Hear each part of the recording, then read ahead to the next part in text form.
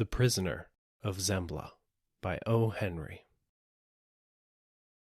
So the king fell into a furious rage, so that none durst go near him for fear. And he gave out that since the Princess Ostla had disobeyed him, there would be a great tourney, and to the knight who should prove himself of the greatest valor, he would give the hand of the princess. And he sent forth a herald to proclaim that he would do this. And the herald went about the country, making his desire known, blowing a great tin horn, and riding a noble steed that pranced and gambolled. And the villagers gazed upon him and said, "Lo, that is one of them tin-horn gamblers concerning which the chroniclers have told us." And when the day came, the king sat in the grandstand, holding the gage of battle in his band, and by his side sat the Princess Ostla, looking very pale and beautiful, but with mournful eyes, from which she could scarce keep the tears. And the knights which came to the tourney gazed upon the princess in wonder at her beauty, and each swore to win so that he could marry her, and board with the king. Suddenly, the heart of the princess gave a great bound, for she saw among the knights one of the poor students with whom she had been in love.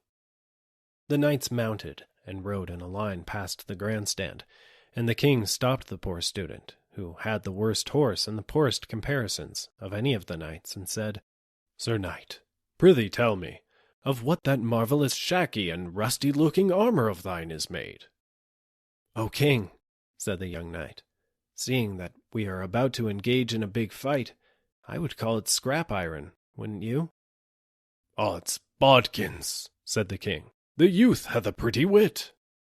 About this time, the Princess Ostla, who began to feel better at the sight of her lover, slipped a piece of gum into her mouth, and closed her teeth upon it, and even smiled a little, and showed the beautiful pearls with which her mouth was set. Whereupon, as soon as the knights perceived this, 217 of them went over to the king's treasurer, and settled for their horse feed, and went home. "It seems very hard," said the princess, "that I cannot marry when I choose." But 2 of the knights were left, one of them being the princess's lover. "Here's enough for a fight, anyhow," said the king.